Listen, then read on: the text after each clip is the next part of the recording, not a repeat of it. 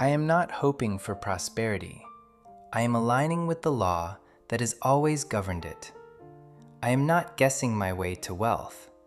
I am building on a principle as old as civilization itself.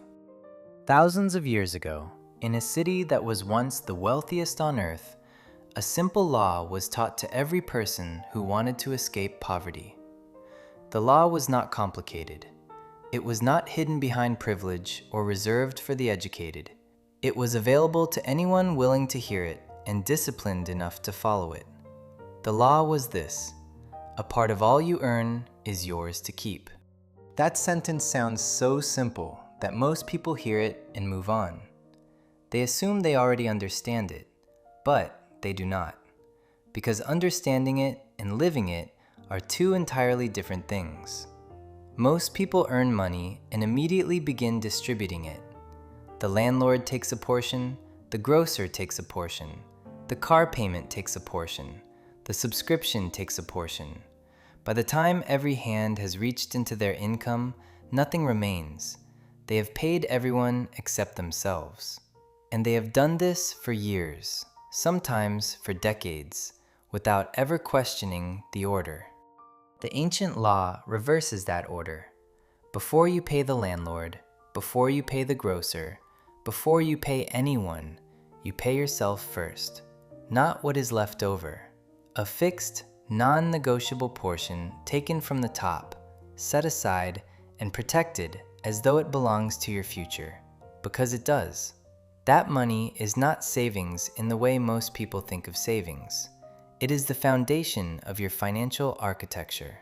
It is the first brick of every fortune ever built, and it is the one step that separates the person who earns a living from the person who builds wealth.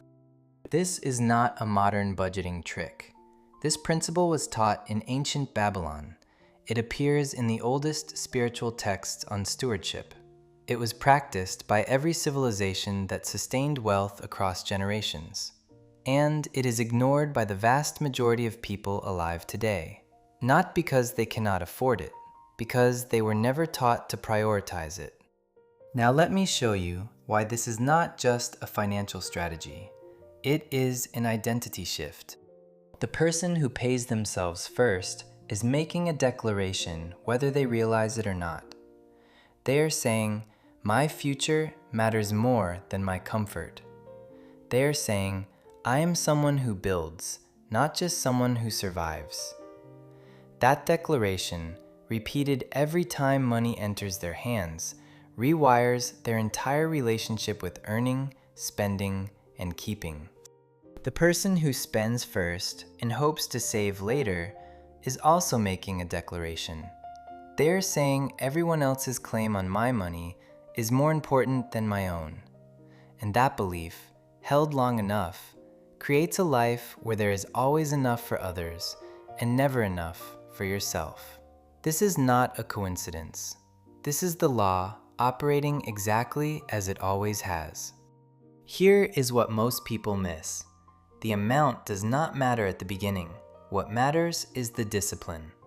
A person who saves 10% of a modest income will build wealth faster than a person who earns 5 times as much but saves nothing. The math supports this, but the real reason goes deeper. The first person has installed a financial identity that says, "I am a keeper of wealth." The second person, despite their higher income, has installed an identity that says money passes through me, and money always obeys the identity of the person holding it. This is also why people who come into sudden money, whether through inheritance, a legal settlement, or a windfall, so often lose it within a few years. The money arrived, but the identity did not change. There was no internal law governing it, no structure to hold it, no habit of paying themselves first. The money came into a house with no walls and left through every opening. A man once went to a mentor who had built considerable wealth over 30 years. The man was frustrated. He earned a good salary. He worked long hours, but at the end of every month, he was starting from zero. He asked the mentor what he was doing wrong. The mentor asked one question. When you receive your income, who do you pay first? The man listed his expenses: rent, car, insurance, food, phone. The mentor listened, then asked again, "But who do you pay first?"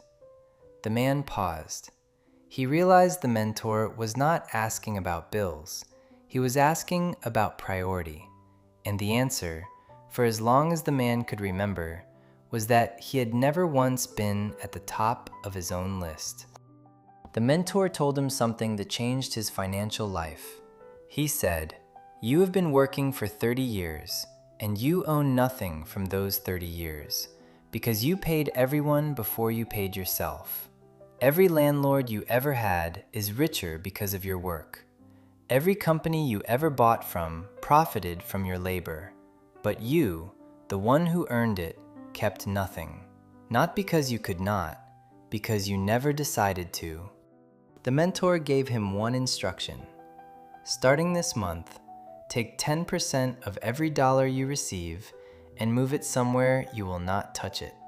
Before rent, before food, before anything. Pay yourself as though you are the most important bill you have, because you are. The man resisted. He said he could not afford it. The mentor asked him a question he never forgot. He said, "Can you afford 30 more years of working and owning nothing?" The man started that week. The first month was uncomfortable. The second month was difficult. By the third month, something had changed. Not just his account balance, his posture. He carried himself differently. He made decisions differently. He stopped impulse spending, not because he forced himself, but because it no longer matched who he was becoming. He had begun to think like a person who keeps wealth. And once that identity took hold, the behavior followed without resistance. 5 years later, he had accumulated more than he had in the previous 20 years combined. Not because he earned more, because he finally obeyed the law that prosperity has always demanded. He paid himself first. And the law, as it always does, kept its end of the agreement. Here's the practice. I call it the first tenth. It is the oldest wealth practice in recorded history, and it is devastatingly simple. Every time income enters your hands, before you do anything else, move 10% into a separate account. Do not negotiate with it. Do not reduce it when expenses feel tight. Do not promise yourself you will do it next month. Do it now. Do it first. Do it as though your financial future depends on it, because it does. If 10% feels impossible today, start with 5. But start. The exact number matters less than the order. The principle is this: you must come first in your own financial life, not last, not after everything else has been paid. First. That single shift in sequence will, over time, restructure your entire relationship with money. Not because of the amount, because of the identity it builds. Every time you pay yourself first, you are telling yourself, "I am worth investing in." And that declaration, repeated month after month, becomes the foundation of lasting wealth. Today, I ask you to do one thing. Open a separate account, or designate a space where your money will not be touched. The next time income arrives, move your first 10% into that space before anything else is paid. Do not wait until the end of the month to see what is left. There will never be anything left. There never has been. Reverse the order. Pay yourself first. That is the law. That is the beginning. I am no longer the last person I pay. I am the first. I am not waiting for wealth to find me. I am building the structure that wealth has always required. I am aligned with a law older than any economy, any market, any system. The law says, A part of all I earn is mine to keep, and from today, I keep it. If this reached you, like this video, share it with someone who needs it, and subscribe. Drop a comment. Tell me what shifted. This is only the beginning.